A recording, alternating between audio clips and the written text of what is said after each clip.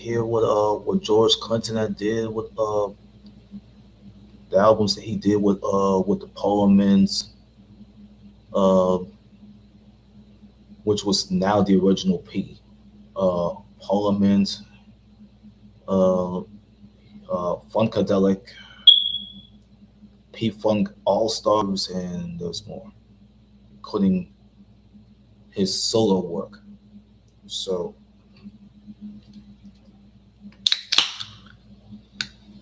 I'm gonna read those to you. I'm gonna go to I'm just go search the name Parliaments.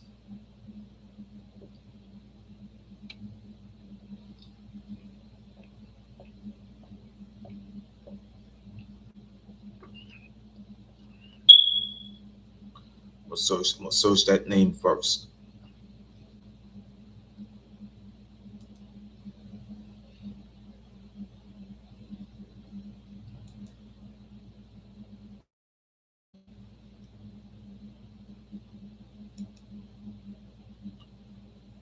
All right, here.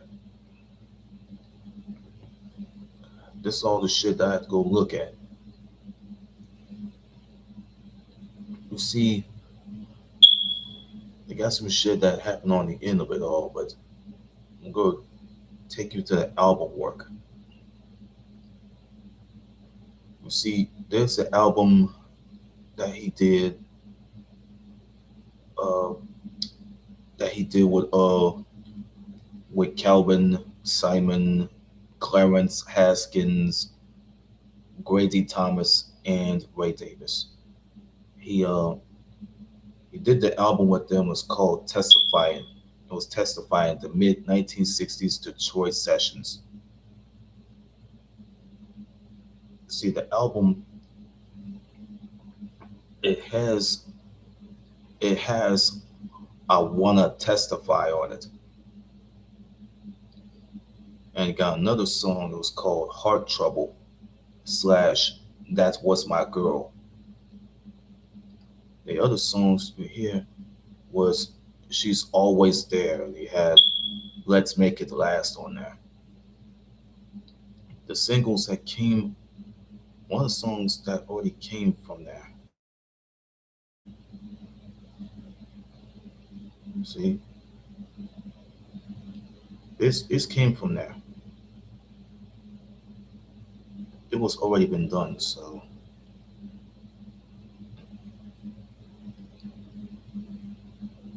the album already had a bunch of songs in them. I don't even know why they have them.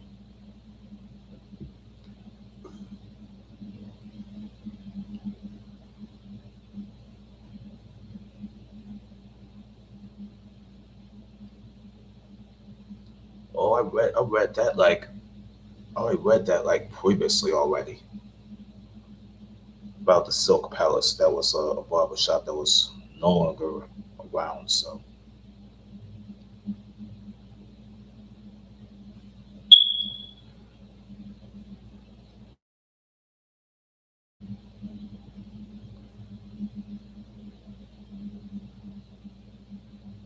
that's all I read.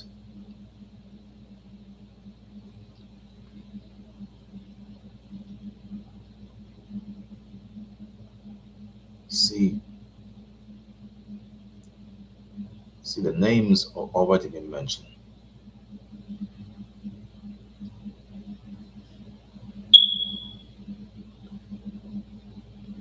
So that started with the finish of, you know, of it. Let's go to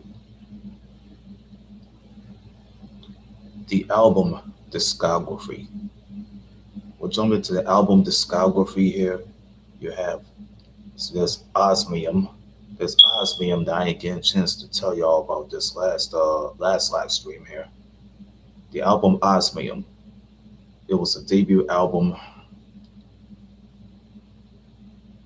that came from an American funk band, Parliament, led by George Clinton. It's led by George Clinton, but the album has a psychedelic sound that was with a spirit of the experimentation that is more similar to the early Funkadelic than the later R&B inspired Parliament albums. It was originally released in July of 1970. That was nearly around the summer. Well, this is the album that they did for Casablanca Records here. Up for the Downstroke.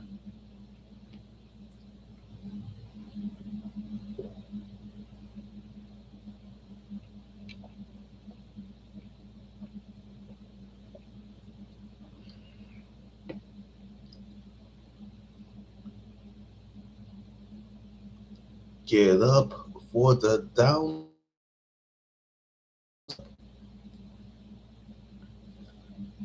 up for the downstroke.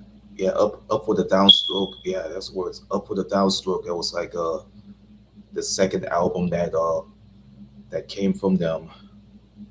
That was by them. It was their album to be released on Casablanca Records. That was the album that was released on July the 3rd, 1974, right?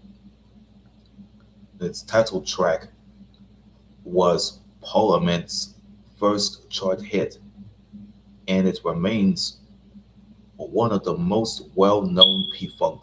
Yeah, it was one of the most well-known P-Funk songs to date.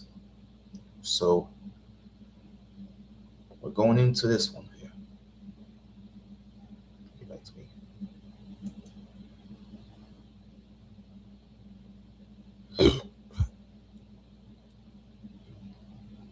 That's why I had to go start the extras here.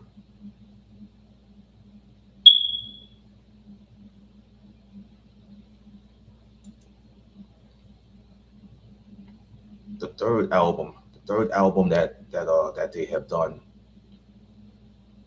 for Casablanca, or yeah, it's for I think it was from the album. Let me see. Oh, that album was from. Oh, it's from Casablanca. Okay, the album that came from Casablanca Records here. It was called Chocolate City. Chocolate City. It could be the third album that they have done. It was later released in the year. It was like a tribute to Washington, D.C. It was where the group had been particularly popular. The album's cover it includes the images of the United States Capitol, like the Washington Monument and the Lincoln Memorial, whatever you call it. Oh yeah, yeah. They talk about the Washington Monument, and then you had the Washington Monument here. You had the Lincoln Memorial here. It was in the form of a chocolate medallion as well as the sticker labeled Washington D.C. on it. But the album was so very popular in the city, in the capital city, that was selling over 150,000 copies alone there.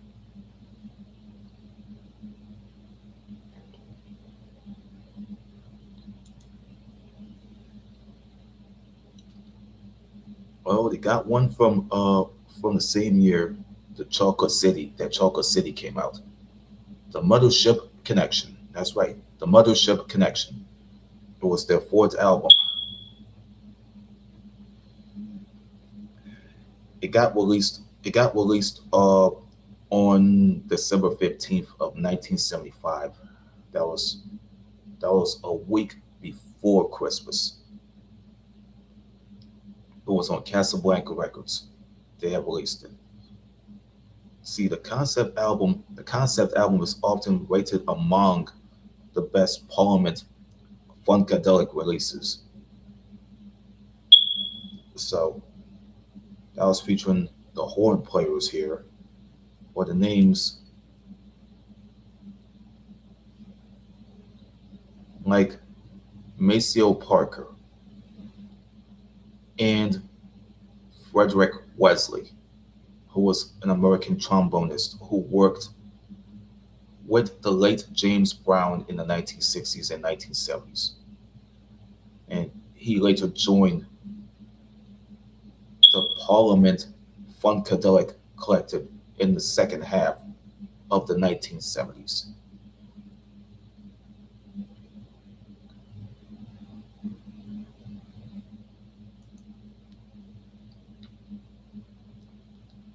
Another one here, that's album number five here. All came from album number one here. You know what I'm saying? I think it came from Invictus. I think it came from Invictus. This is long before their deal with this is before Parliament deal with Casablanca Records in 1974, but they uh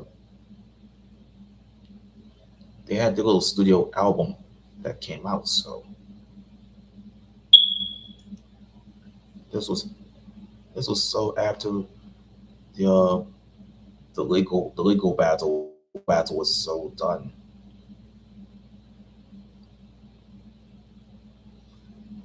We got another album here that was from 1976 here. The clones of Dr. Funkenstein. It was album number five. This was Parliament's fifth album here. It was released on July 20th of 1976. The album is notable for featuring the horn arrangements by Frederick Wesley. So, but the album had charted at least number three on the Billboard R&B albums chart. So that's already known here. And you have number 20 on the Billboard Pop chart. So let me see. They had see the album already had nine songs in here, like Prelude. He wrote this with the late George Bernard Worrell Jr., who was a keyboardist and record producer. He did the writing with William Earl Collins, aka Bootsy, and the late George Bernard Worrell Jr. He did the writing, yeah, for Game On Ya, and Doctor Funkenstein. He started writing with Collins and Worrell, the late Worrell. Uh, he they did the writing for he did the writing for the Children of Production. George had did this with William and with yeah, Clinton did with Collins and the late Worrell. The Getting to Know You song that he did, he did the writing with the late Gary Marshall Scheider. He was working with him. He was the guy who was known to steal the hotel room towels from the hotel room, and he made a diaper out of them.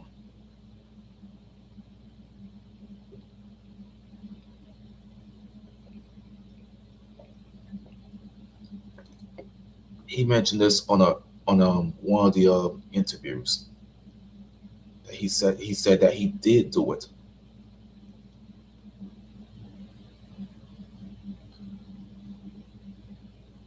He did the I mean George Clinton, bro. Clinton did the writing with the late Scheider and Worrell would do that stuff. He did the writing with Collins and the late Worrell. Yeah, he did the he did the song with Collins and the late Worrell, uh, which was like again with everything, everything is the one. He did one with with the late Scheider and the late Glenn Goins, who was like a singer and a guitarist for those groups in the mid 70s, and he was in the Rock and Roll Hall of Fame. He posthumously inducted. This is long after he passed away in 1978. R.I.P. Glenn Lamont Goins. These are three. He was working with the two now dead writers who did the work on the "I've Been Watching You Move Over." Yeah, it's called "I've Been Watching You Move Your Sexy Body." He did the writing for Scheider and Goins again with "Funkin' for Fun." He had He had 8 or 9 songs.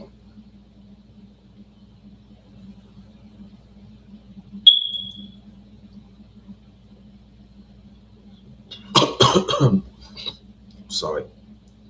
The first album that they did, that Parliament did with Invictus, it has it has about at least it had like at least 10 songs on some side record or something.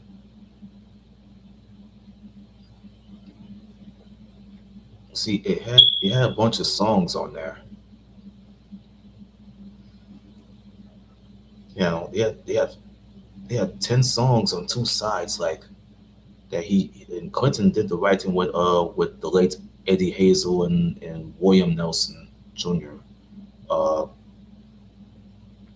with the songs, with the work that he did this, the writing with Vivian Lewis.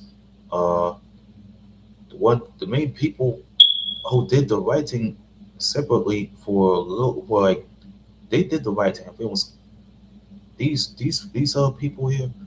Clinton, Hazel, Nelson, and Lewis did the writing for "Call My Baby Pussycat" and "Put Love in Your Life." They This is from like the other 2 songs that they had to do it. See, Ruth Copeland, Ruth Copeland, she did the writing. Ruth Copeland, she did the writing for "Little Old Country Boy." So George Clinton, man, he did the writing by himself with Moonshine Heather. Uh, Ruth Copeland and Philip Trim, they did the writing together with the song called "Oh Lord, Why Lord" slash prayer. See, that's side 1 here. See, side 2 here, the song called "My Automobile."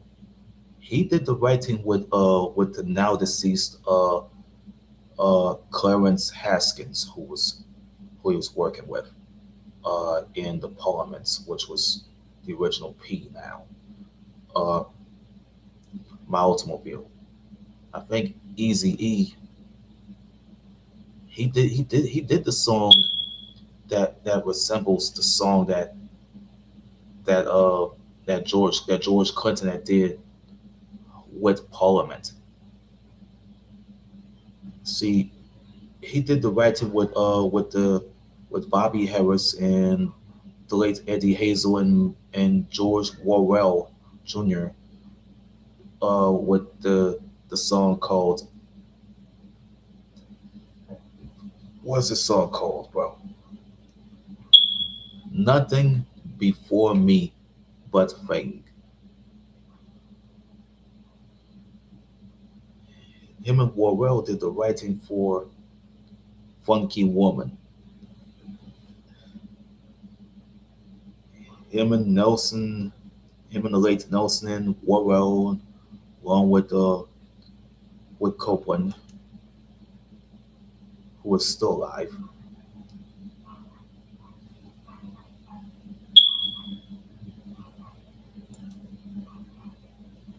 who was in those groups. they did the writing. These four they did the writing for the other songs like "Living the Life" and "The Silent Boatman." But that's for under 45 minutes. See, so and George, I mean Clinton and Copeland, along with Clyde Wilson, they did the writing for the song called "Breakdown." That's a CD reissue here. That was from Edsel Records here. Uh, he did the writing by himself for the song called "Red Hot Mama." Yeah, "Red Hot Mama" from Louisiana, man. Anybody remember that song? Uh, Ruth Copeland and Clyde Wilson. I mean, Copeland and Wilson did the writing but nobody else even wrote for the song called "Loose Booty." But Clinton and Worrell and a guy named Leon Ware, who was a songwriter, producer, composer, and singer. He's deceased. He's deceased, folks. He was known for working with the artists like Maxwell and the late Michael Jackson and Quincy Jones and Marvin Gaye and Minnie Riperton. He's been deceased, folks. He died in February the 23rd, 2017.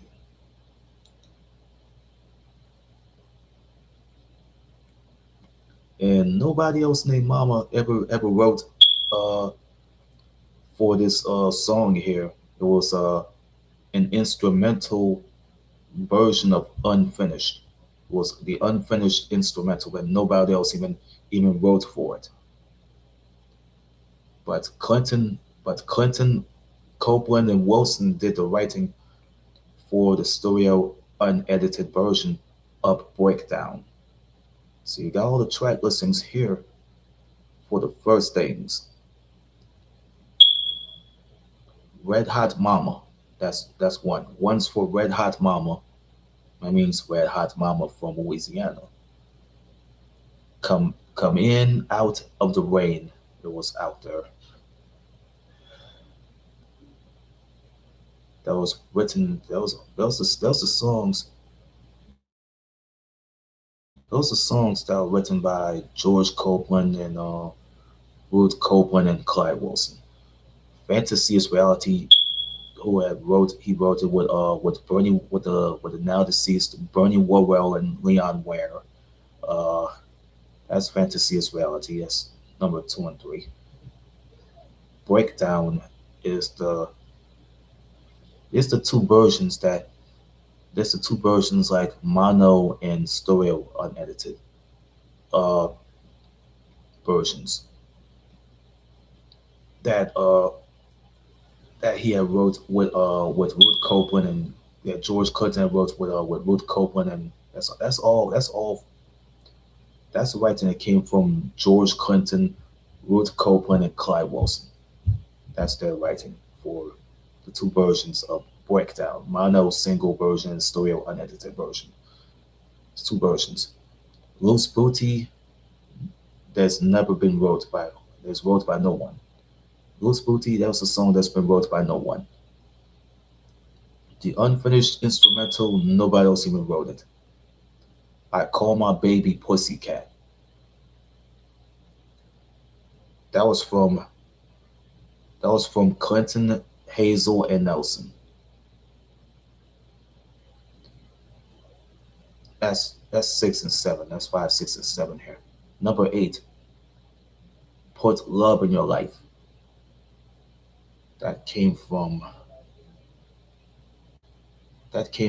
Clinton. It came from Clinton and Lewis.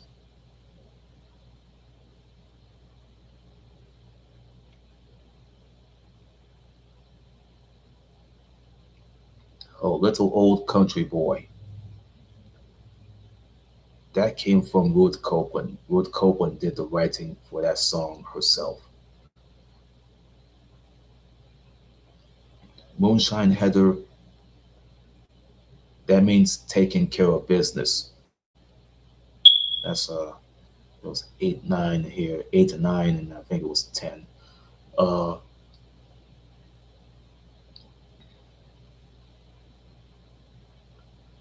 yeah, George Clinton had wrote this song himself.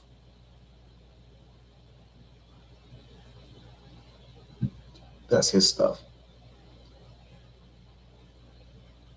Oh Lord, why Lord, prayer.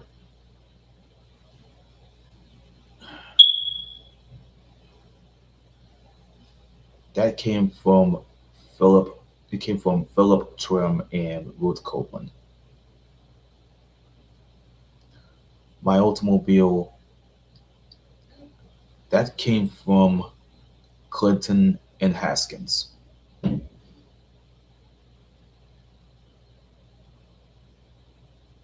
Well, that's 11 and 12. Number 13 here. There was nothing before me but fame. That's number 13 here. The writing came from Clinton, Harris, Hazel, and Worrell.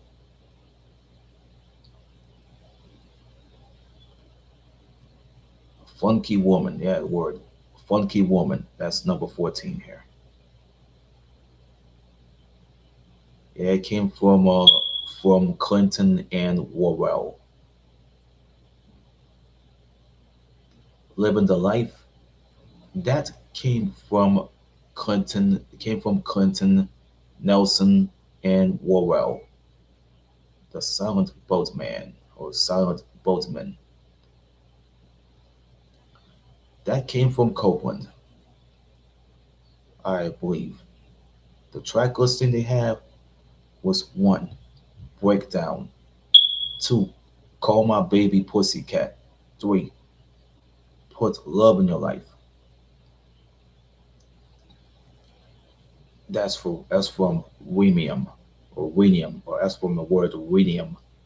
Uh that's number four, Little Old Country Boy. And number five, Moonshine Heather. Six, Oh Lord, Why Lord slash prayer. Number seven, Red Hot Mama. That means Red Hot Mama from Louisiana. Number eight, My Automobile. Number nine, Nothing Before Me But Faith. 10, Funky Woman. 11, Living the Life. 12, Come In Out of the Rain. 13, The Silent Boatman. We go get the interviews. Let me tell you about where the interviews came from those past documentaries here. See, from the One Nation Under a Grove documentary, they have George Clinton himself, uh, Clarence Haskins, Calvin Simon, Ray Davis, Grady Thomas. They're for the 2005 One Nation Under a Grove documentary. So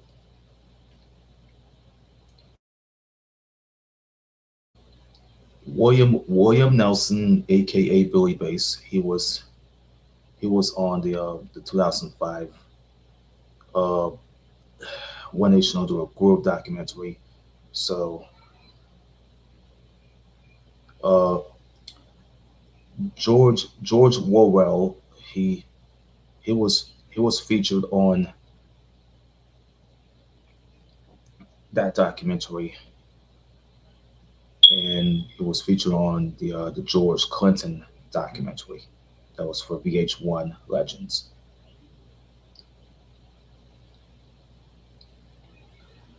The main people that will not be able to make it to be in the documentaries is Eddie Hazel, Lucius Ross, Ramon Fullwood, and Paul Franklin. So the one of those people who got featured on on the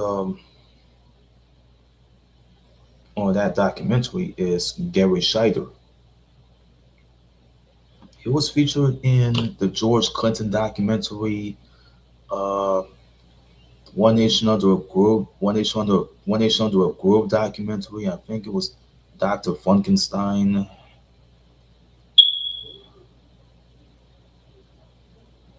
but he would not be able to be on the 2015 Ted Rufoff Untold Story documentary.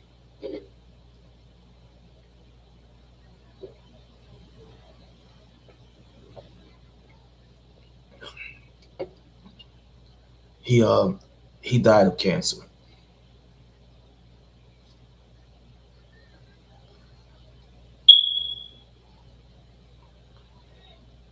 See, Tyrone Lampkin. I don't know what happened with Tyrone Lampkin. So Clyde Wilson, he won't be able to. He wouldn't even get into the documentary. So the people, you see, Billy Nelson, he was featured on. Yeah, that's what happened with Billy Nelson. He was featured on the uh, the P Funk documentaries from 2005, 2006, and he was featured on the very last P Funk documentary, the very last P Funk documentary, Ted Rufoff. It was in 2015, before his untimely death in January of this year.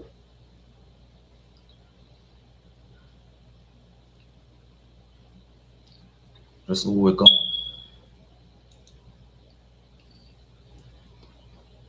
But the main other players are gonna be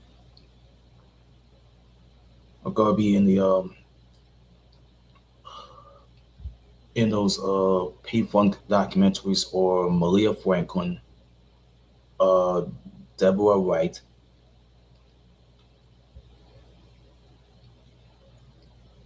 Dawn Silva, Nona Hendricks, Jeanette Washington, Jeanette Gruder,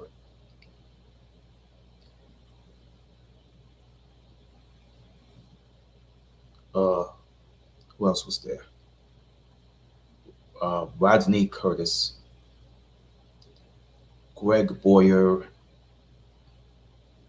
Robert Johnson, Ronald Ford,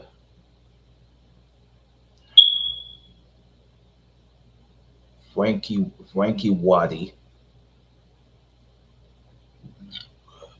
Maceo Parker, William Collins.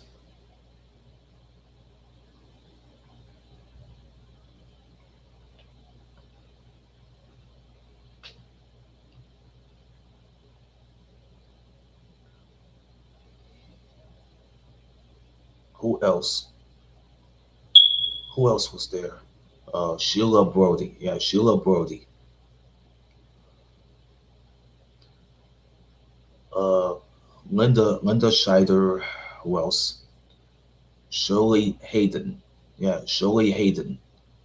Cheryl James.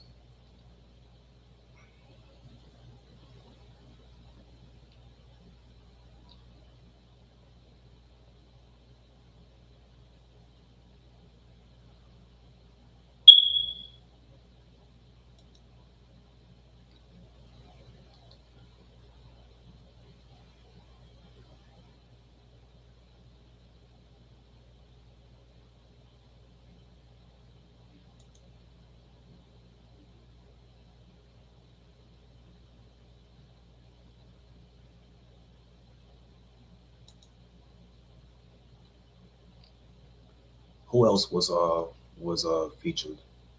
Dennis Chambers. Yes, Dennis Chambers.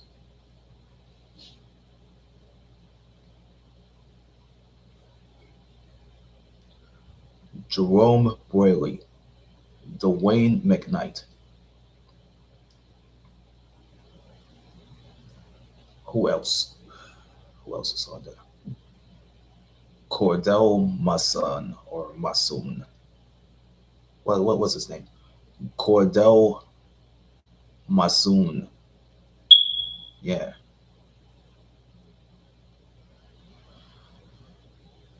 Who else was there? Who else was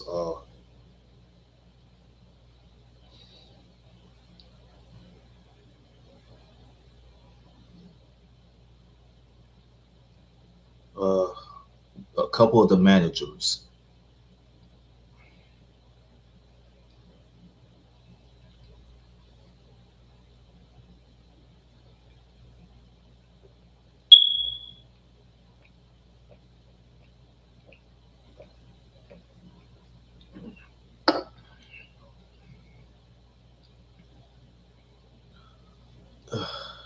No, the attorney. Who else was on there? Ricky Vincent. Yeah, Ricky Vincent. Rick James. Reginald Hudlin.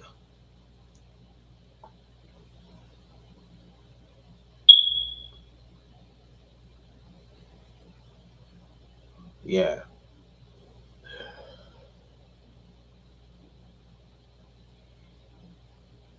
Who the hell else?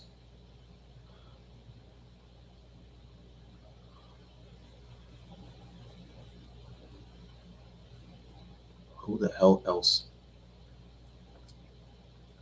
Shock G. Ice Cube. Yes, Shock G. Ice Cube. Yeah, Ice Cube. Shock G. Uh, Andre 3000. Macy Gray.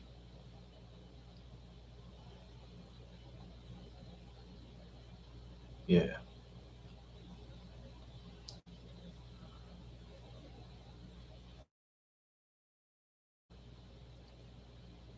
Cecil Holmes. Cecil Holmes, who was one of the head guys for Casablanca Records.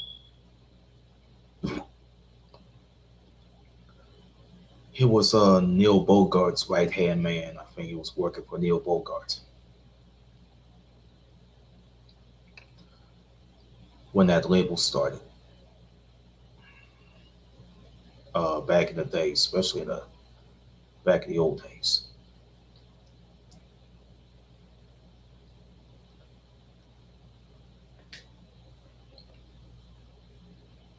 Yep.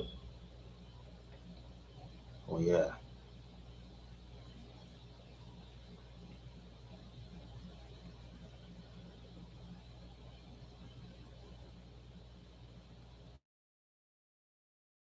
Who else was on there? Anthony Kiedis. Anthony Kiedis from the Red Hot Chili Peppers.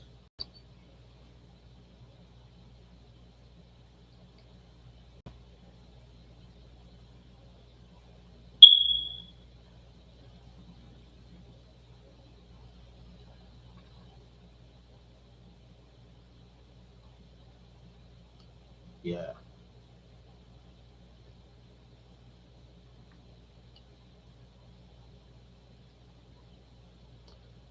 Uh, Thomas Clinton. Uh, George Clinton's brother.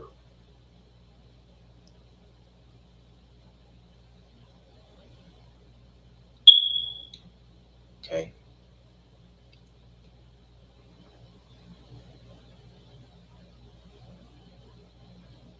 Who else?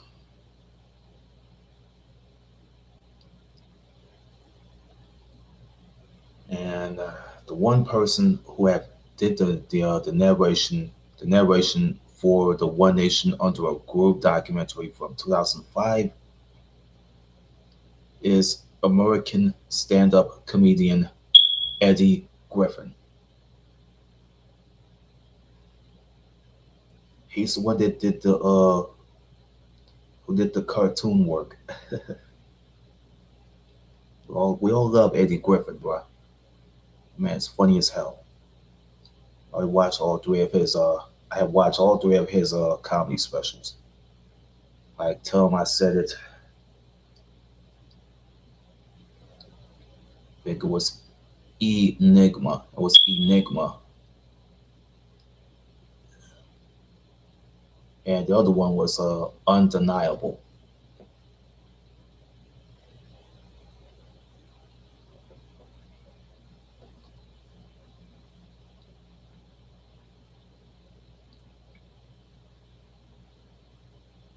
So that goes within the grain. I think that was all about it.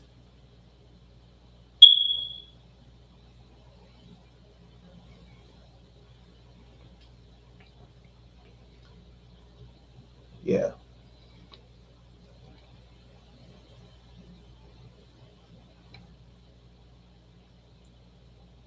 Okay, we're going for, well, see, I always seen through the Osmium album. I've seen through the Osmium album here, so I've seen through it. I've seen through like 10 songs of it.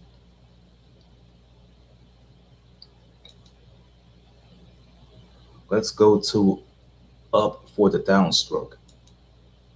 They had they had like 8 songs here.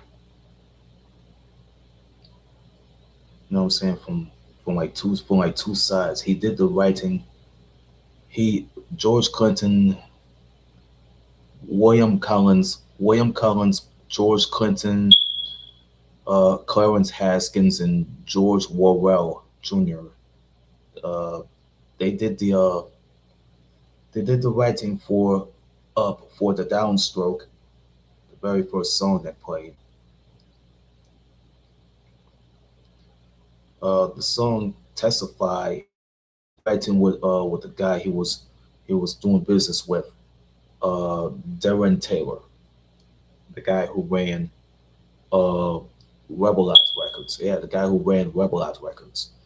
So it goes back to 1968 when the Parliaments got tied up in this lawsuit between Motown and Rebel Out. So that happened in 1968. So they did the writing for Testify, but that record was sent from uh from Rebel Out. That record got sent all the way to Casablanca Records. That was from Rebel Out Records.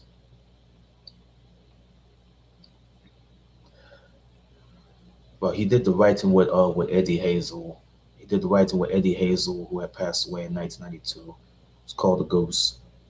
He did the work with Cordell Massoon, who had to be a bassist, who had passed away in 2013. It was called I Can Move You If You Let Me. The other side here, side two here, Peter Chase did the writing for I Just Got Back. From the fantasy ahead of our time in the four lands of Ellet.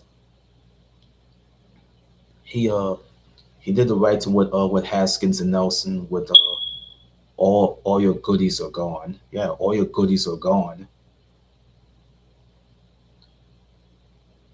Him and Hazel did the writing for whatever makes baby feel good. He did the writing with Scheider with Presence of a Brain. That's that's under 39 minutes. The remastered one has 3 songs in it. It has it has like under 51 minutes. It was almost close to like 52 minutes.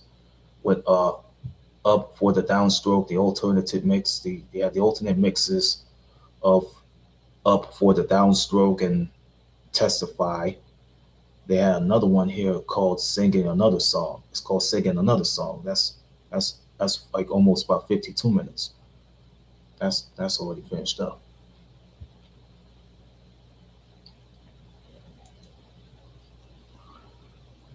The other album, I had to read this to you, but I can list that to y'all. See, Chocolate City.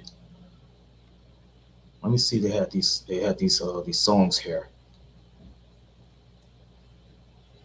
Yeah, Clinton Worrell and Collins did the writing for Chocolate City. They did it for Ride On. They did it for Together. Him and Clinton and another person who goes by the name of Noah Hilson. They did the writing with Side Effects.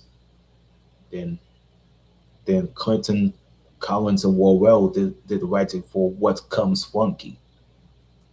But him and Vivian Lewis did the writing for Let Me Be. Him and Shider Worrell did the writing for If It Don't Fit, Don't Force It. Him and Ernie Harris and Clarence Haskins did the writing for I Misjudged You. Him and Haskins and Shider did the writing for Big 14. Big 14 that was like released. It was released as a B side to the song Ride On.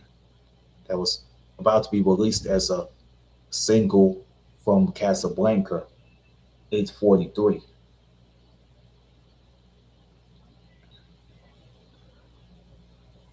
But they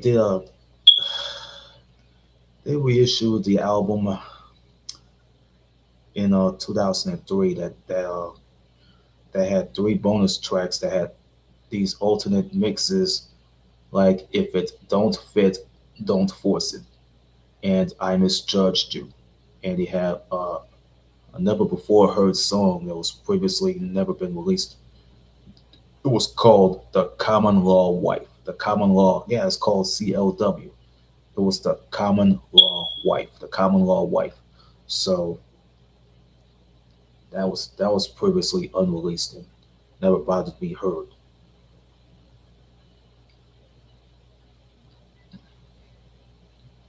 Well,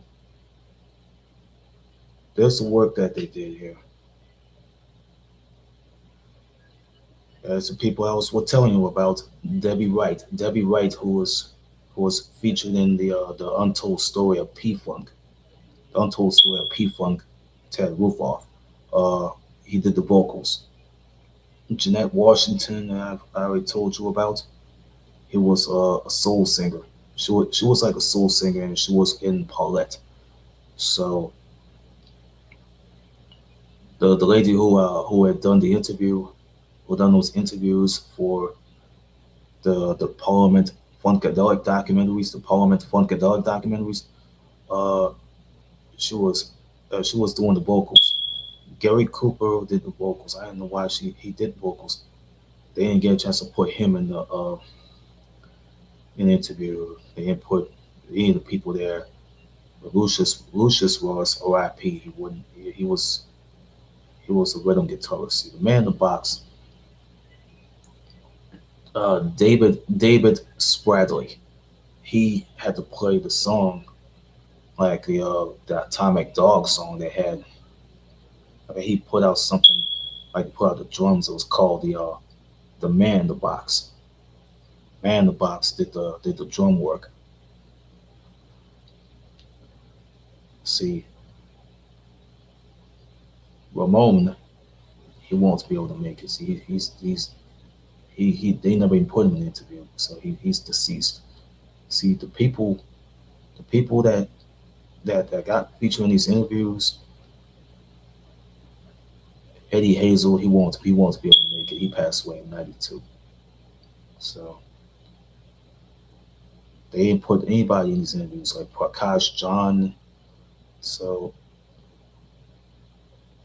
see, Masoon and Nelson are like the two people you've seen in the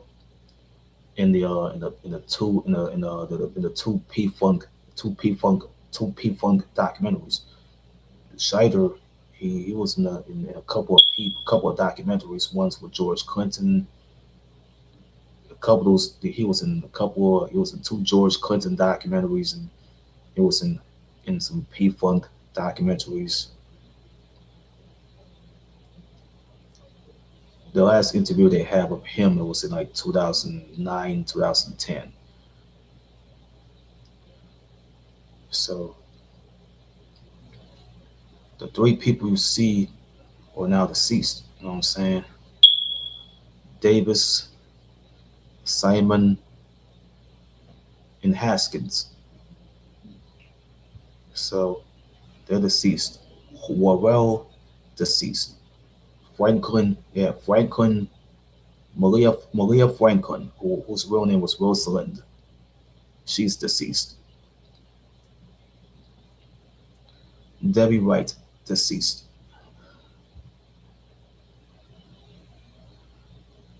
William Nelson, deceased. Masoon, deceased. So the people you see there, Hazel, deceased. Prakash John, one of those guys were alive. He was alive. He's Canadian and Indian, maybe. The guy's Canadian. Uh,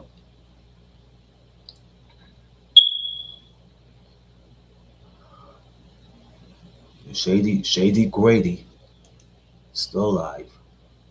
No picture on him.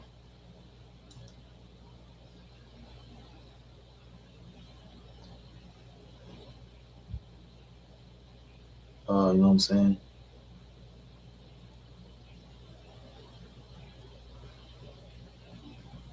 We're gonna make this. We'll make this happen.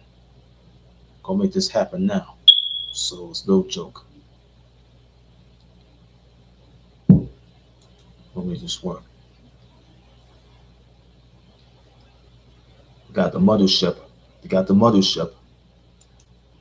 The mothership connection. So there's always gotta be mentions about spaceships and Cadillacs, like the name right here, Cadillac. They talk about these things. They talk about the White House that they mentioned. They put out stuff right here.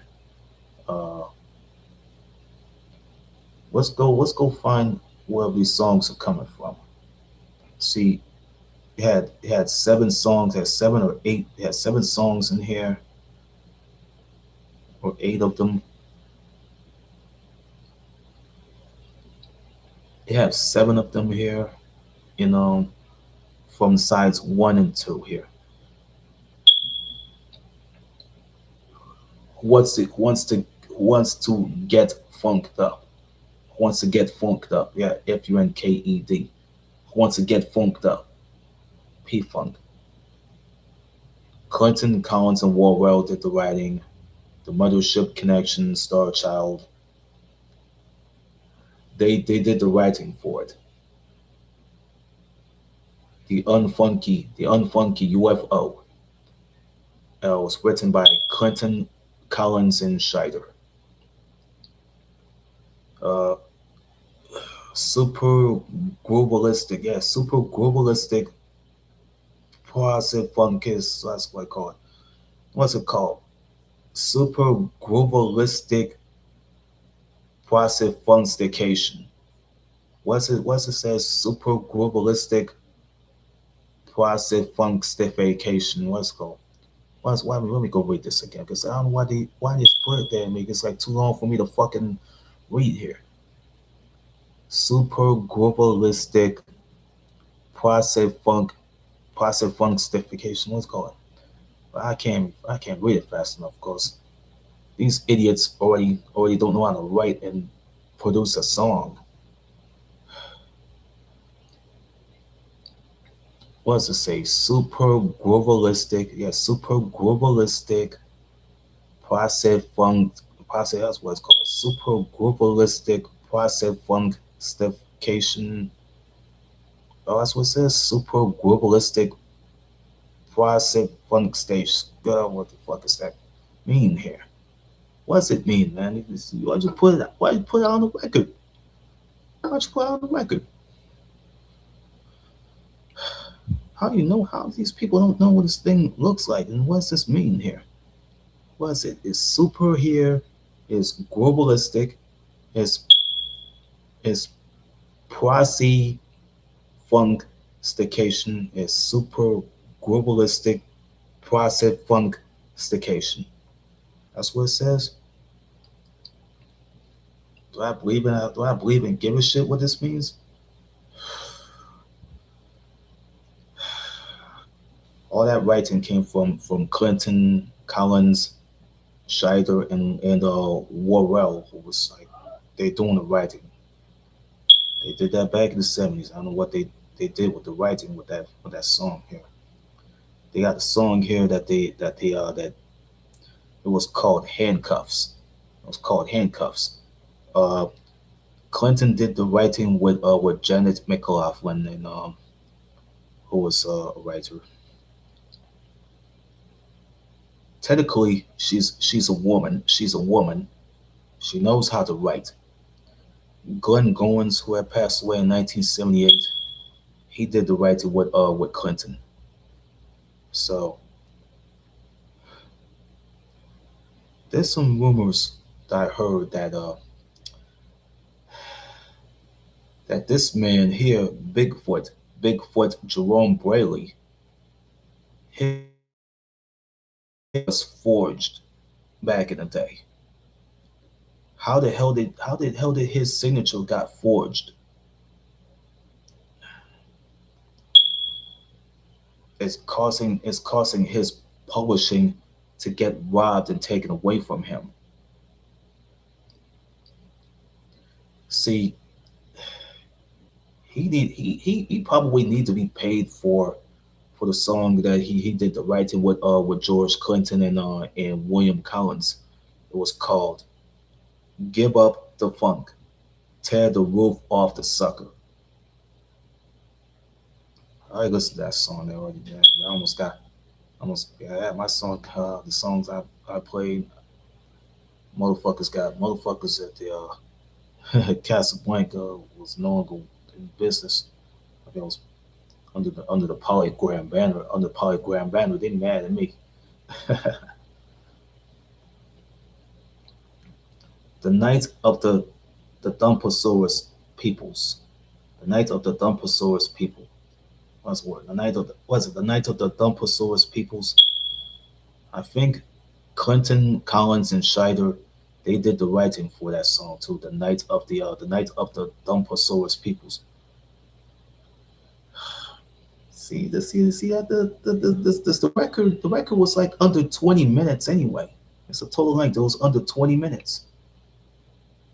That one song here was it was a CD. It was a CD remastered, like bonus track here. It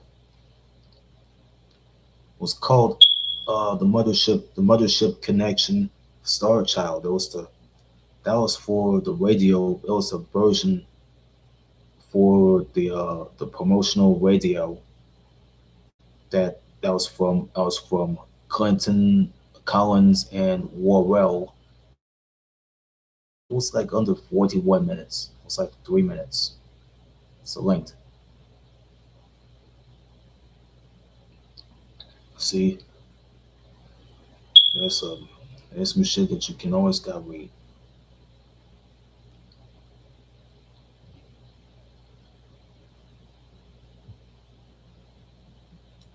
All right, we're going to yeah, that's what it was here. The clones. Let me show you the clones. Yeah, I read this already. All read this already.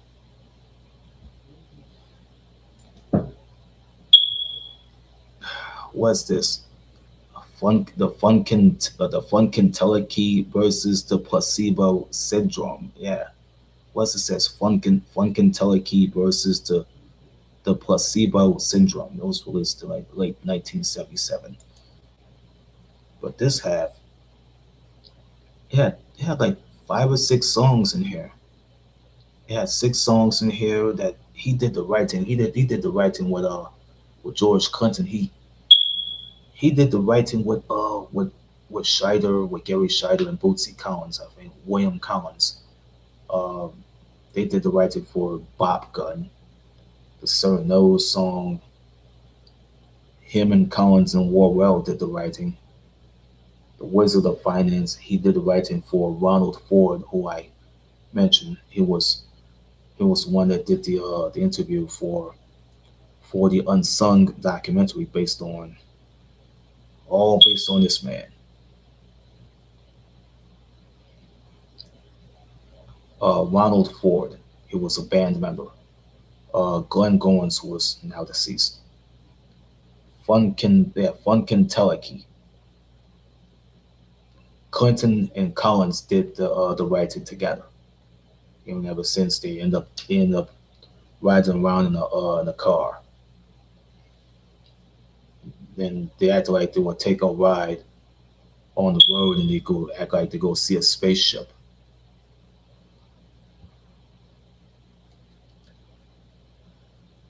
Yeah,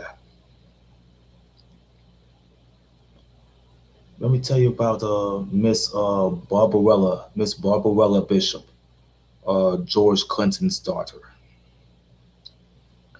She got mad at she got mad at Bootsy because Bootsy done took her daddy on a ride on the road in the car.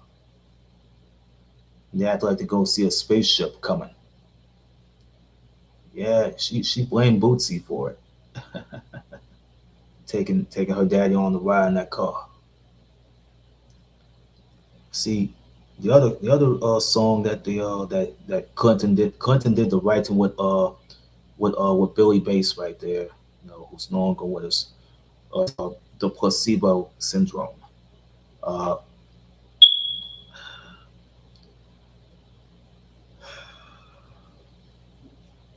I feel more sorry for Bigfoot. Bigfoot felt that he got fucked up, he got fucked out of his publishing, man. George fucked him.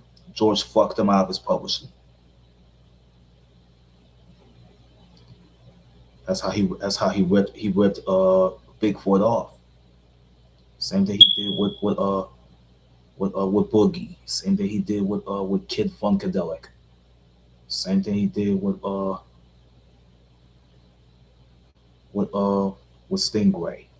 Same thing he did with Glenn. Same thing he did with Diaper Man. You know what I'm saying? Same thing he did with Debbie. Same thing he did with Debbie. George just put a bunch of other women in front of her, and it causes her to have a nervous breakdown. But R.I.P. Deborah Colleen Wright.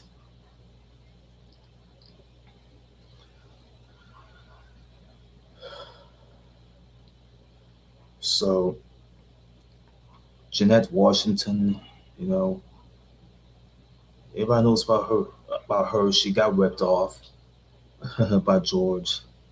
Lynn Mabry, remember her from The Brides of Funkenstein with Dawn Silva, who was a vocalist of funk. Malia Franklin, he ripped her off. George Worrell Jr. He ripped him off. All people he ripped off. He ripped off Maceo Parker. Yeah, he ripped all these people off. All the people he threw, he ripped them all off.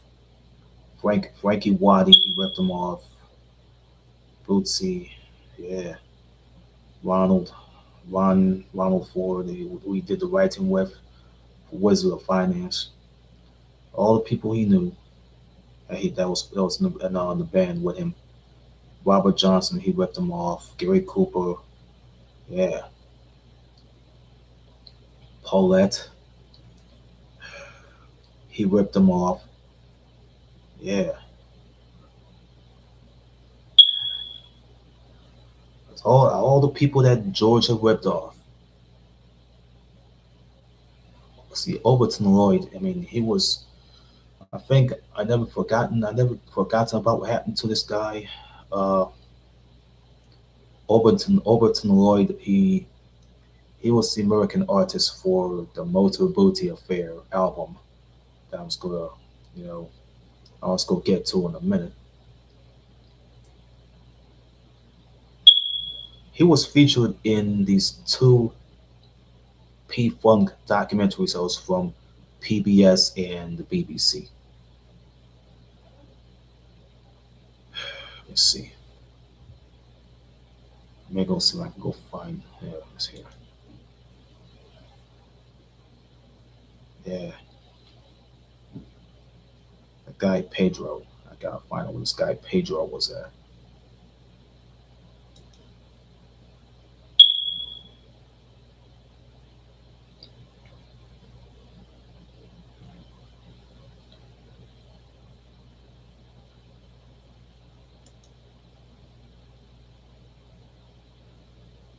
Yep. Let's go to the album that came from Parliament, The Motor Booty Affair. This one here, it has about 8 songs in here. No two-sided stuff here. It's just 8 songs alone. Mr. Wiggles, damn, him and Worrell and Kid Funkadelic right here. Michael Hampton, uh, Clinton, Worrell, and Hampton, bro. Yeah, Clinton. Yeah, I'll tell you about. See, Clinton, Worrell, and Hampton. Yeah, Worrell, Clinton, and Hampton. They did the writing for the song called "Mr. Wiggles." It was like whoever did the whoever did the chorus. Uh, whoever did the chorus is Deborah Wright. Yeah, Deborah Wright, Jeanette Washington, Malia Franklin, Shirley Hayden that I mentioned, who was in the Ted Roofoff documentary, along with Cheryl James, Lynn Mabry, Dawn Silver, Linda Brown. The women that did the vocalizations, along with along with the male vocalists like Richard Griffith. They call him Kush. Raymond Spruell, Michael Payne. They call him Clip. Joey Zalabach, Robert Johnson. They call him Peanut. Larry Hextall, and the guy who did the artwork is Overton Lloyd.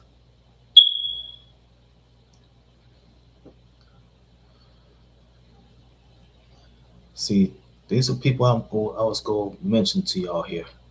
Uh, the guys who did the interviews, Michael Hampton, you know, uh, who else? Uh, the guys who did the interviews, Michael Hampton, Bootsy Collins, uh, Boogie, Rodney Curtis, they call him Ski, you know, Fred Wesley, uh, Maceo Parker, Bernie Worrell. The last time you seen him in the interview before he died, uh, in 2016. So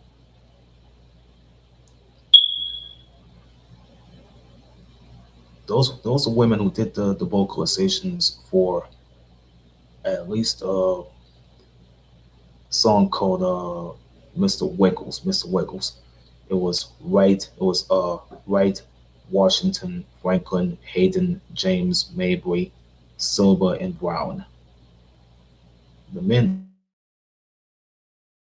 in the vocalist stuff here is Griffith, Spruell, Payne, Zellabach, Johnson, Hextall, and Lloyd. So they got the other. See, Clinton and Collins did the writing together with the song here. Oh, rump of steel skin. him and Scheider. See Clinton and Scheider, and here's words. Clinton and Scheider and the now deceased Walter Morrison. You know what I'm saying? And the guy who did the vocalist did the vocalist stuff here, Richard Griffith. They did the writing for it was a writing called Water Sign. It's called Water Sign. You're a fish, and I'm a water sign. Clinton, Collins, and Worrell did the writing for Aqua Boogie. See, it's a song called Aqua Boogie. It means a psycho alpha disco beta bio aqua. Oh yeah, that's what it was. What does it means? Psycho alpha disco beta bio aqua dulup. What is a psycho alpha disco beta bio aqua dulup? What is that, man? Did Clinton and Collins and Worrell wrote this crap?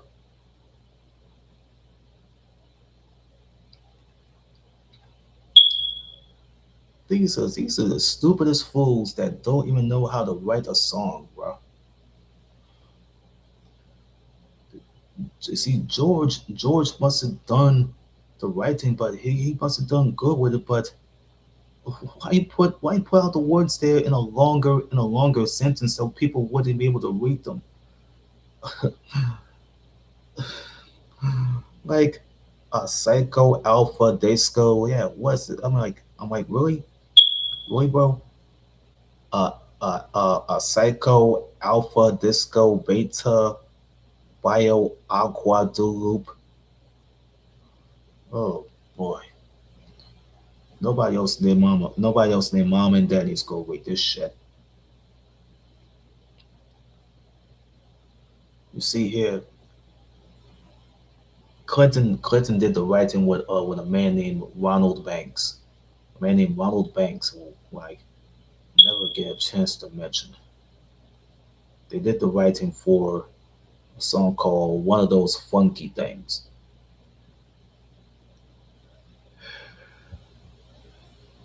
Then the song "Liquid Sunshine" that was released as a B-side to "Rump Up Steel Skin." That was from the writing of Linda Brown, Jim Betty. Yeah, there's writings from Pete Bishop, Jim Betty, Pete Bishop, and Linda Brown. Uh, they did that writing for that song for no reason. It was like a Rump Up Steel Skin B-side. Yeah, well, let me mention this again. See the song that that Clinton had wrote with Morrison, Scheider, and Ford. It was called "The Motor Booty Affair." Then he did another song that he wrote with Morrison and Collins. It was called "Deep."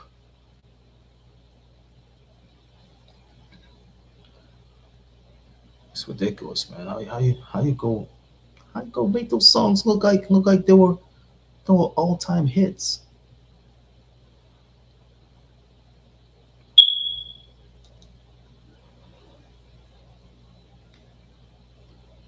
Ridiculous, man. Like how can you write this type? How can you write this type of shit? Oh, look at this. I did not even know why they had come out with an album. I hate to read this, but I had to. But it was called Glory Hello Stupid. It was called Glory Hella Stupid. This album here, it has about 8 songs too. Here, he had 8 songs that he did. He did the writing. I mean, Clinton did the writing with with Collins.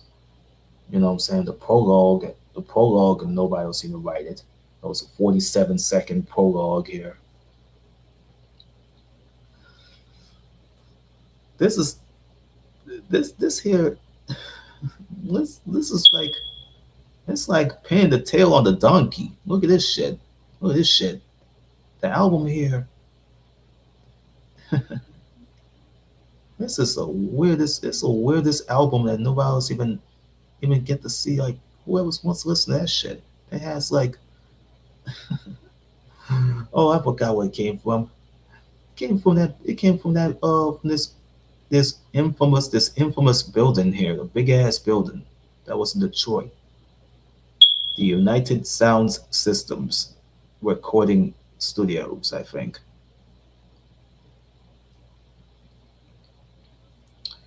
I seen a picture of this building. It was on the Tear the Roof Off documentary.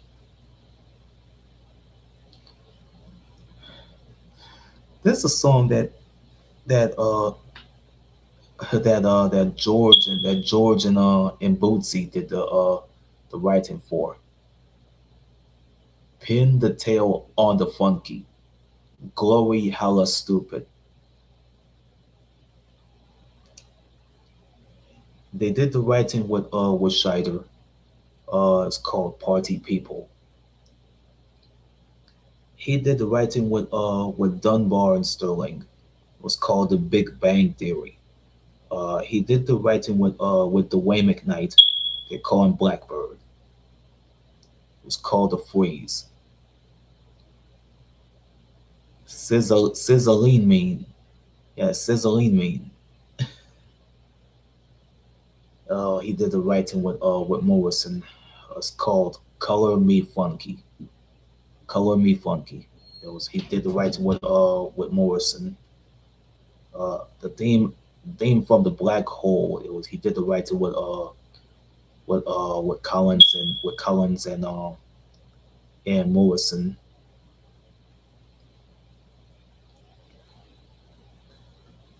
See, I forgot to tell you about the other name that Walter Morrison was known as. Let me show you. Yeah, the name J.S. Therakon. Yes, J.S. Therakon. That's what Walter Morrison was known as.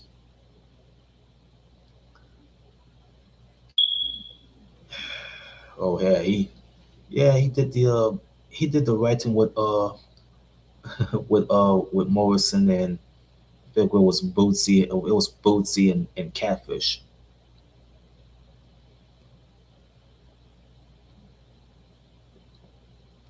It was called It's called May We Bang You.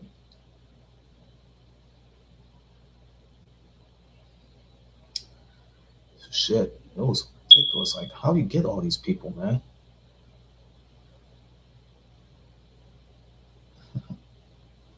Ridiculous, man. These are two people who did the writing with George Clinton and Walter Morrison. Uh, it was Bootsy and Catfish and Junie. These are guys who did the writing with them. So Dennis Chambers, I had a lot of respect for Dennis Chambers.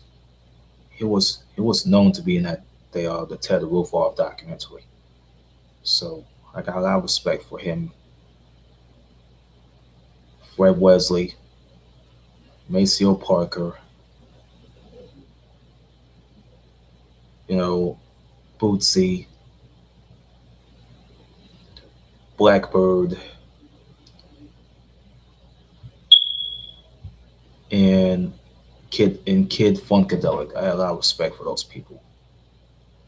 They already been in that documentary. So see the widow of Diaper Man.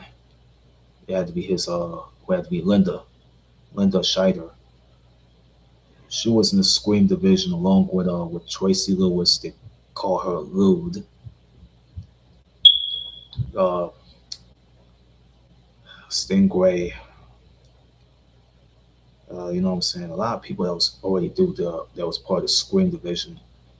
Uh, Dawn Silva, Sheila Sheila Brody, who was known as Sheila Horn, Jeanette Washington, that was in I think it was in Paulette.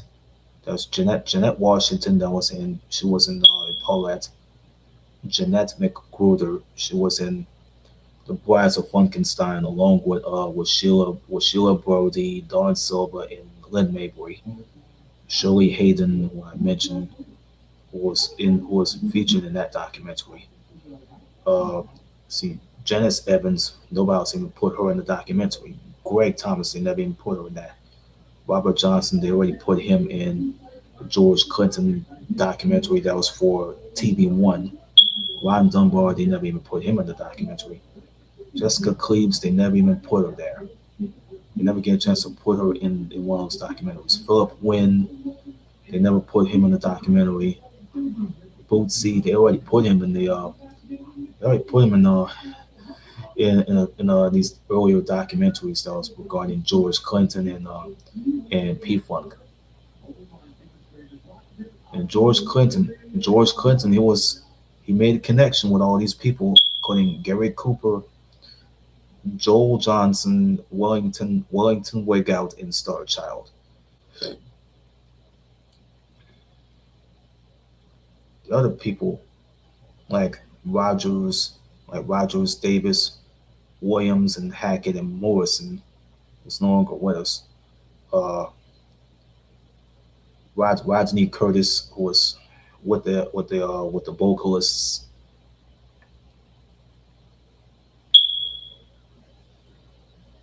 So ridiculous. Why else even get to see who they did it? It's gonna take like a couple of hours.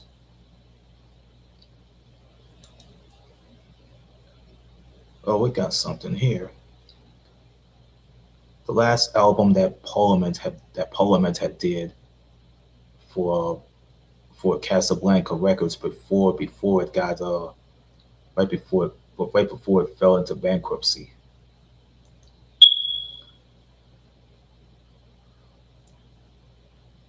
Oh, what's it says here? Trombipulation. Trombipulation. It was from Parliament. It was the final Parliament album. It's the final album that was from Parliament. Uh, that Casablanca Records had released. 8 songs here. The writing, Crush It, that came from the writing of Clinton and Collins. Trombipulation, that came from the work of Clinton and Collins. The long way around, yeah, the long way around. Uh, Clinton, Clinton did it with Morrison. The agony of defeat. Clinton did the writing with Sterling and Dunbar. The new Do review. Clinton did the writing with Ford. Let's Play House. I think that song got sampled by the Dog Pound. That was for their album Dog Food. It's called Let's Play House.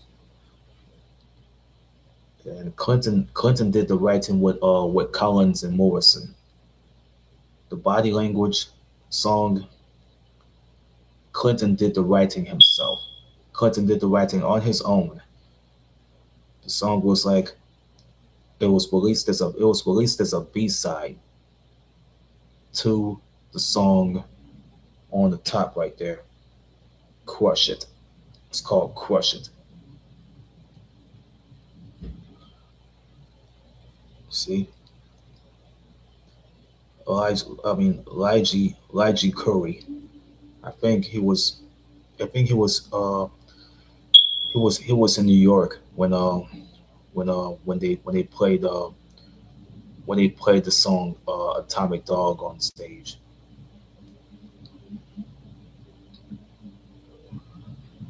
These some people that was from the previous interviews here. Linda Scheider,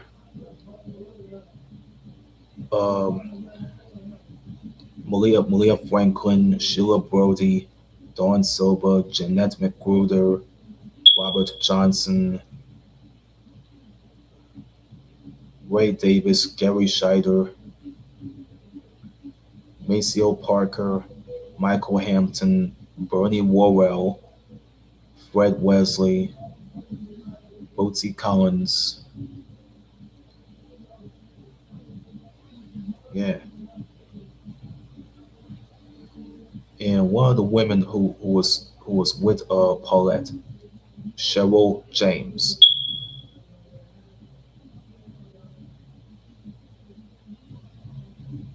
Well, Jeanette McGruder, who was in one of those previous interviews here. His last album that that Casablanca Records, or it went under. Right before it went under, man. It's right before it went under. Right before Neil Bogart had died in 1982. Let me tell you about Casablanca.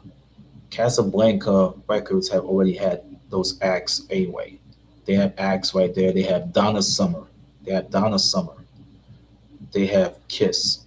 You know what I'm saying? You already seen the old footage they have of Kiss and the late Tupac Shakur. I was at the MTV Video Music Awards. You know what I'm saying? You always seen them guys coming out of the bus to go hit backstage to meet Tupac, because Tupac was like a fan of Kiss. He dug Kiss. Gene Simmons and all of them. Gene Simmons and all these guys, dude. He dug them. In 1996, he was a fan of these guys growing up as a kid.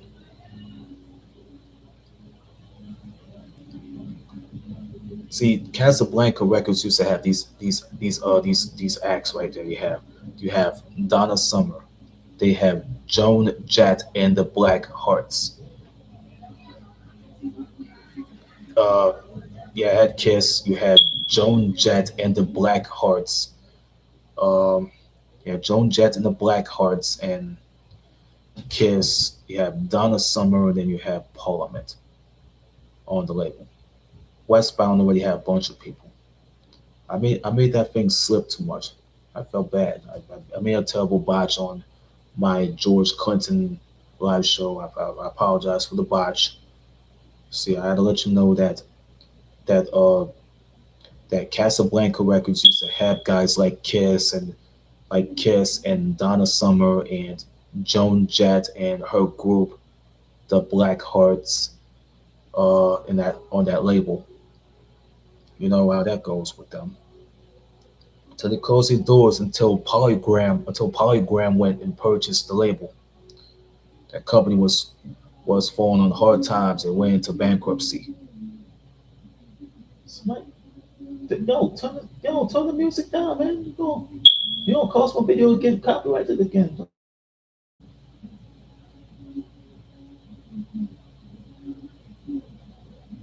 You gonna get my video copyrighted? You play that?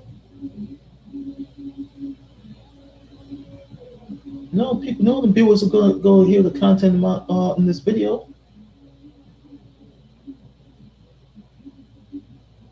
They don't even care.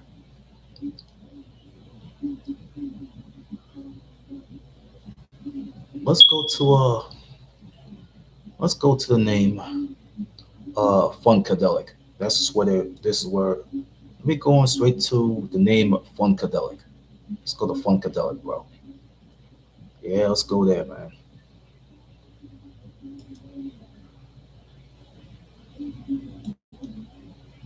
And they go detect whatever music y'all playing. Shit. Stop. I guess turn this lower the music down and turn the music off, bro.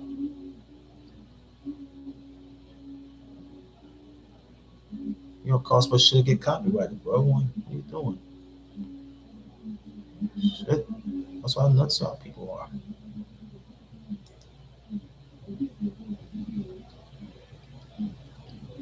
Let's go to the catalog. See, it's all the people who are responsible for being these interviews, like Thomas, Clinton, Davis, Haskins, Simon, uh, Nelson, Worrell, Scheider, Boogie, Bootsy. Who else was there? Kid Funkadelic, Bigfoot, Debbie Wright, Debbie Wright, Jeanette Washington here, Dawn Silva, Rodney Curtis. Rodney Curtis was in Funkadelic, Malia Franklin, Blackbird, producer David Spradley, uh, Dennis Chambers, and Frankie Waddy. These are people that was in these previous interviews that was for those previous documentaries. So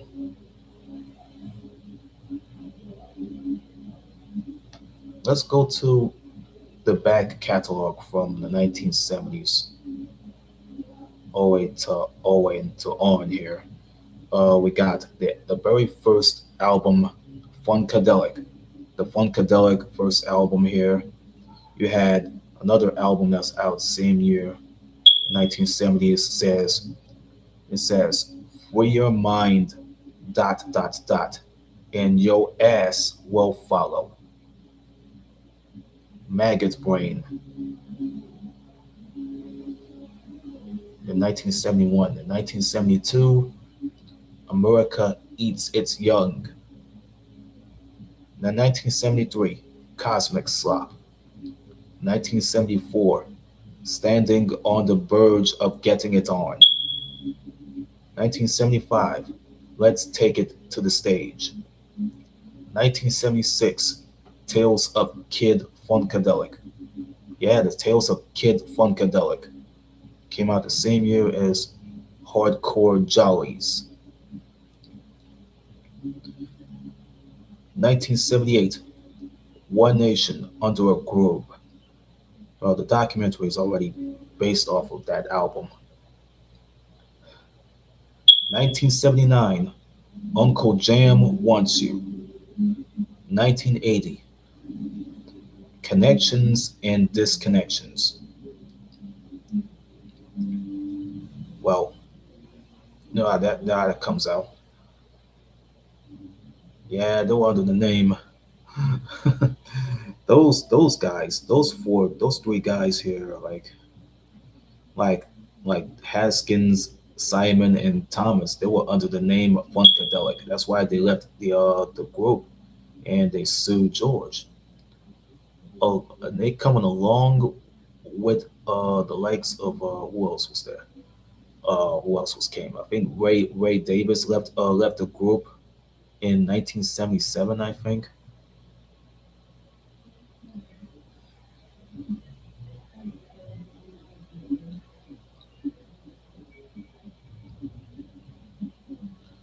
this was. Let me tell you about this.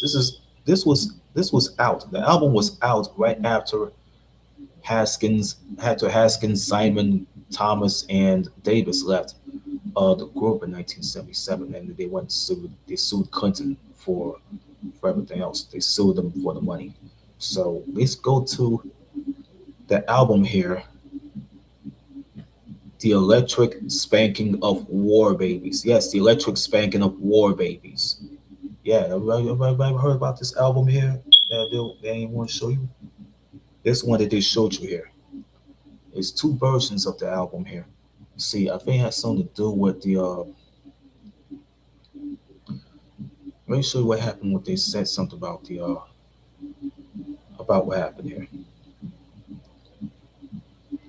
We got something that we already told you about here. See, Pedro Bell. I think he was in the earlier Parliament Funkadelic documentary. That's Pedro Bell.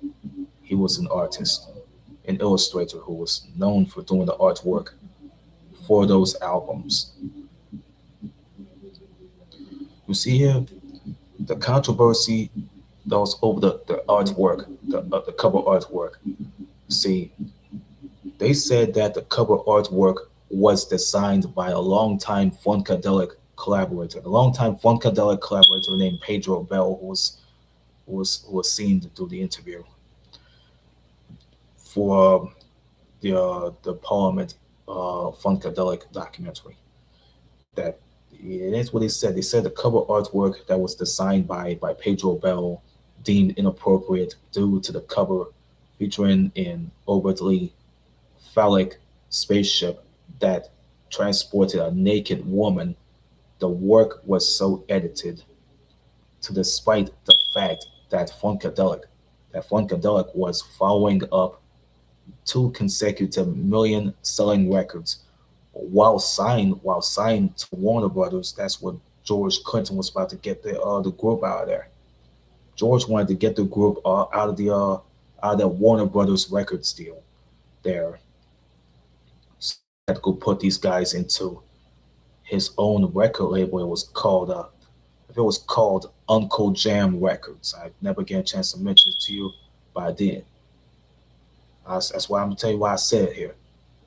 Let me tell you about the three words: Uncle Jam Records.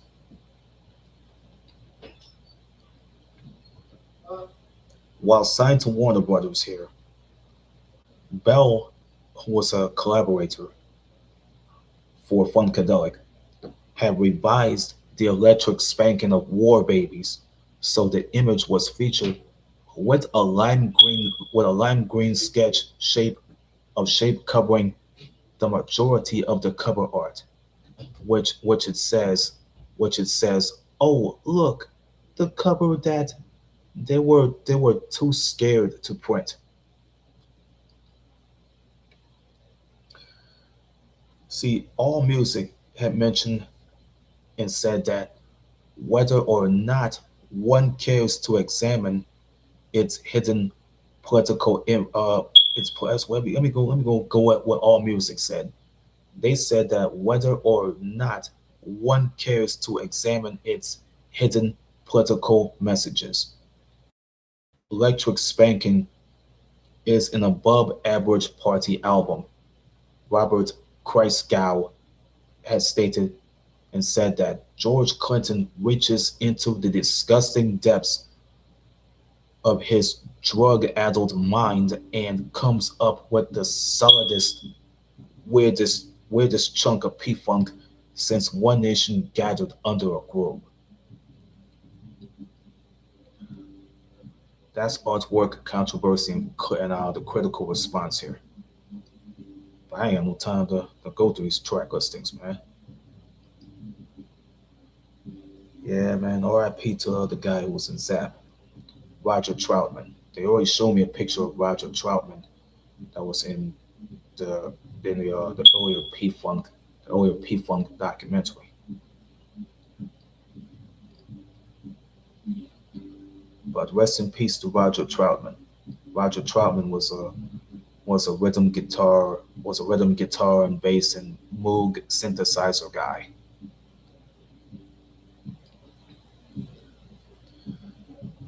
Sylvester Stewart, aka Sly Stone.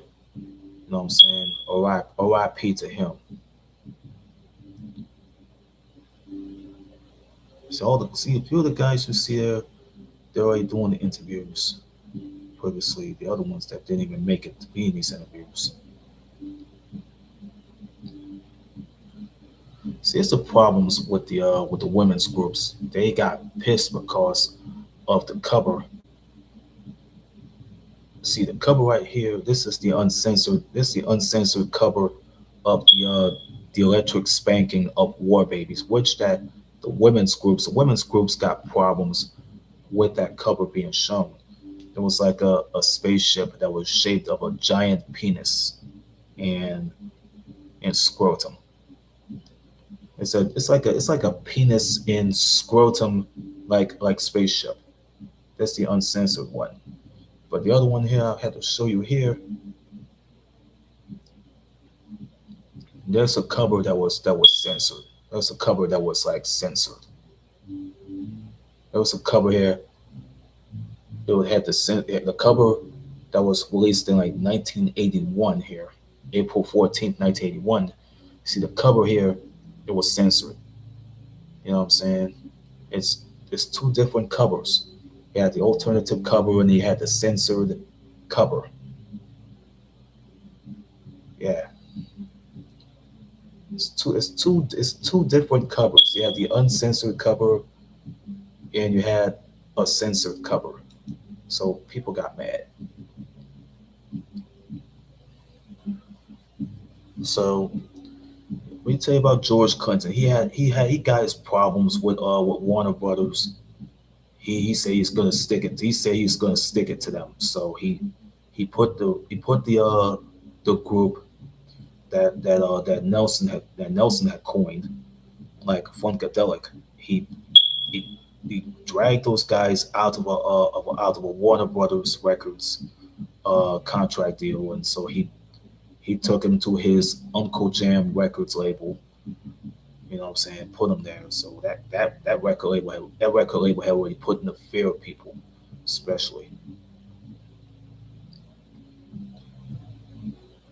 But a lot of stuff. See, guess who sampled? Guess who sampled uh, the song "Not Just Knee Deep"?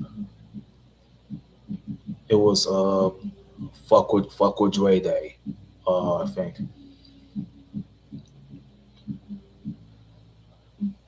yeah, it was "Fuck with Dre Day." No, it was "Fuck with Dre Day." G Funk intro. Straight to my feet. Me, myself, and I.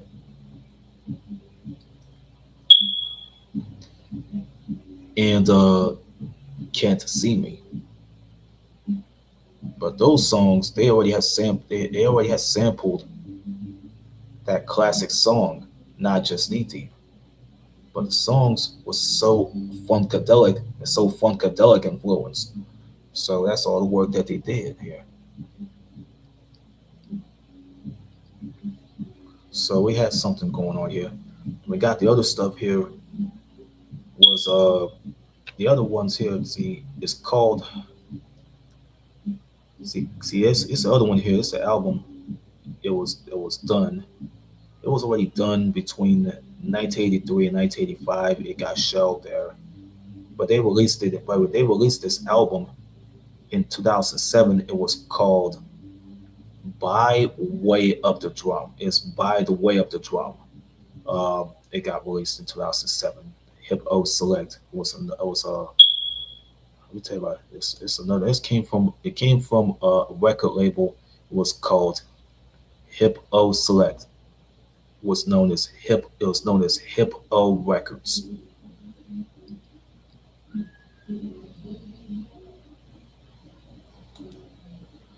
So they got another album that came from another record label. It was called the Sea Conspiracy. It was an album here. It came out. It's called First First Ya Gotta Shake the Gate. Let me see. Let me see if I can get that. Let me go find. Let me go click to the name. P Funk All Stars here. Let me see. Let me find that name. Shit, I gotta find it.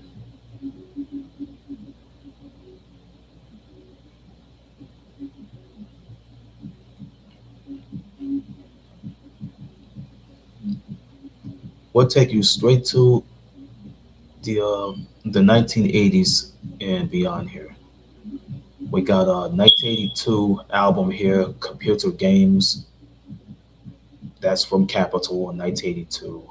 Uh, you shouldn't enough bit fish got released in 1983. Some of my best jokes are friends in 1985. R&B R&B Skeletons in the Closet from 1986. This is until Clinton's last deal is with Capitol Records. I think Capitol Records have already dropped him. He got dropped from the label because of the the problems that he had was with the drug addiction. So he went to another label that was owned and run by the late Prince Rogers Nelson. In 1985, it's called Paisley Park Records. Uh, he came out. I mean, George Clinton came out with an album in 1989.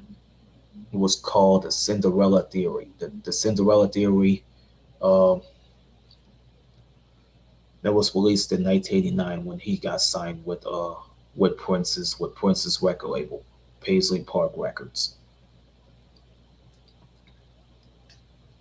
Then in 1993, uh, he came out with another album.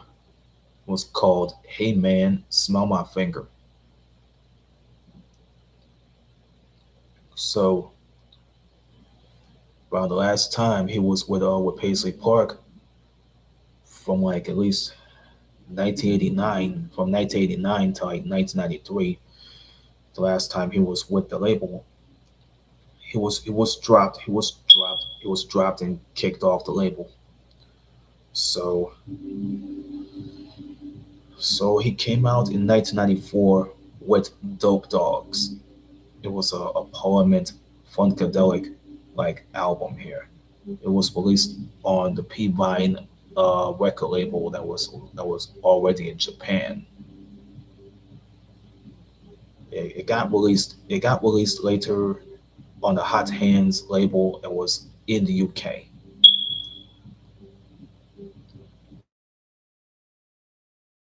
On the doggone was it the Dog One Records label in the states have already released the album too. But that was another record label that was called Available Entertainment. I think there's other places have released it. So he signed it. So he signed a deal. That was his last deal he had was with Sony 550 Music. It was called uh, "The Awesome Power of a Fully Operational Mothership." The album. Dope Dogs was out like 1994. TAPOAFOM was released in 1996. But it's the last time he was with that label. He was out of the label. Well, he couldn't even release any more music in like 97 and 98, 99 and 2000. You know what I mean? 2001, 2002, 2003, 2004. But till he had to come out there with the band to do that to do that show at the Montreux live on stage.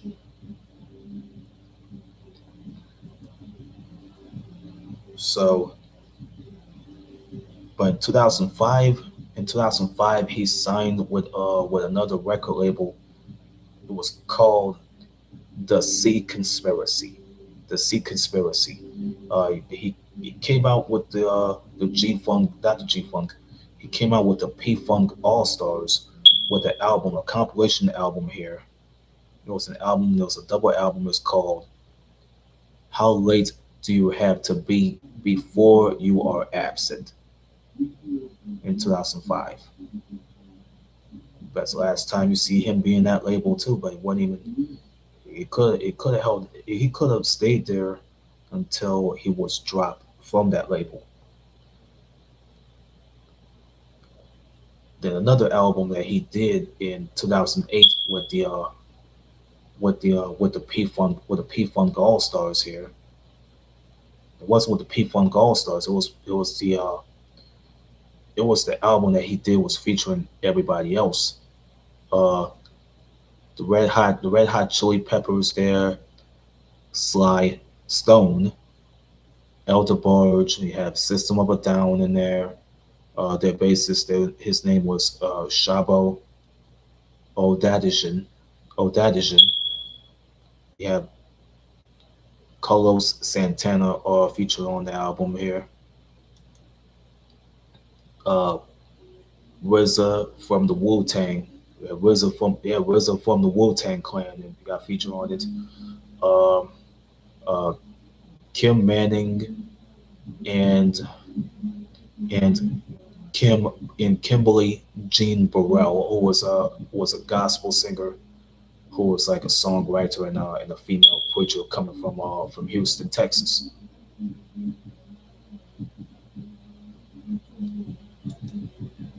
But that's the last time you see you already seen him being on the albums here.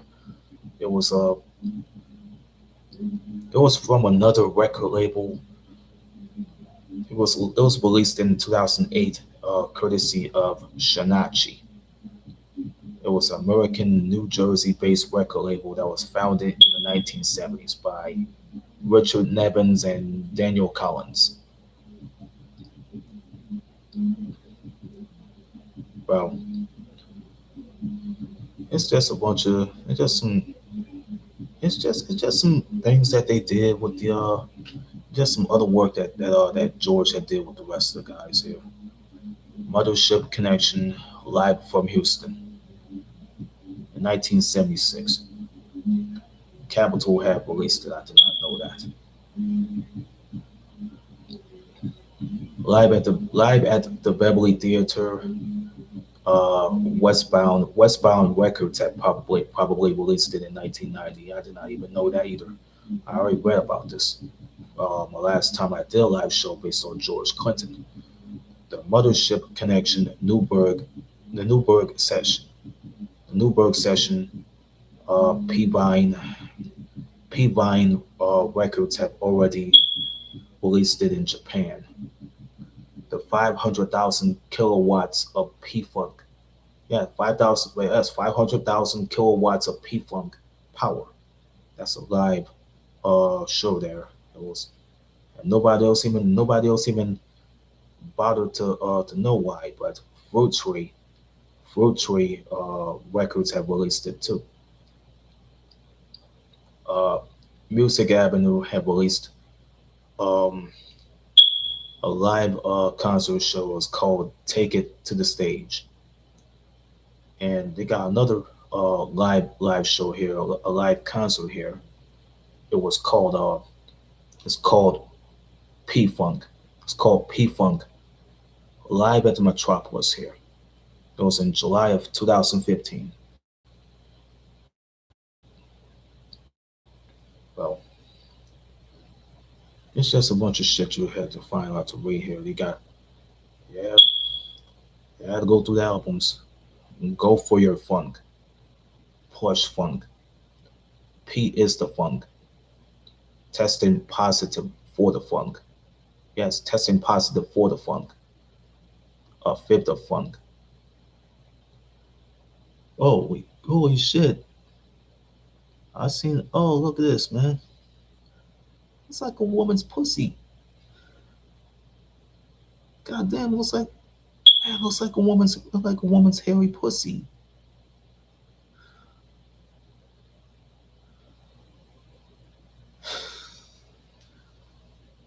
This is like, look at this, man. We got a woman's ass right there. Why you gotta grab? Why you gotta go grab? Why you gotta go grace the cover of the album? It says, yeah, that a woman's ass right there. A black woman's ass on there. It graced the cover of the album.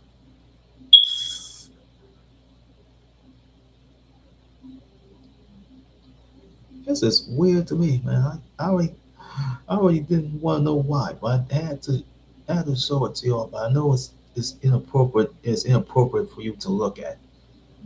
And this got another one here. It's called The Best. The other two EPs here, you have Atomic Clinton here and Atomic Dog. There's the two EPs. I think Capitol Records have released it. The George Clinton solo singles like Loopzilla, Atomic Dog from 1982, Nubian Nut from 1983, Do Fries Go With That Shake, and R&B Skeletons. That's from 1986. Why should I dog you out in tweaking? That's from 1989. In 1993, Paint the White House Black. It was George Clinton. It was George Clinton featuring Dr. Dre, Ice Cube, Cam, Laid Back, MC Breed, and Yo Yo. As it came along with martial law.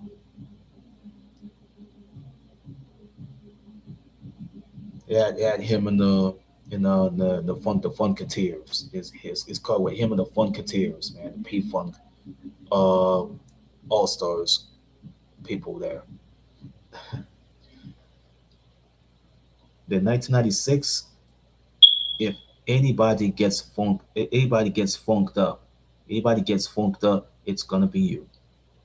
He did that with the All Stars, the P Funk All Stars here. I read this to y'all on my last live show I did based on George Clinton, so I had to read this stuff anyway. It's the work I had to do, man. As a man, I had to do what I had to do, man. I had to read all this anyway. I didn't even mention some people it's gonna be on there, but I know it's gonna be a bad thing to do, but I'll go make a movie out of this thing.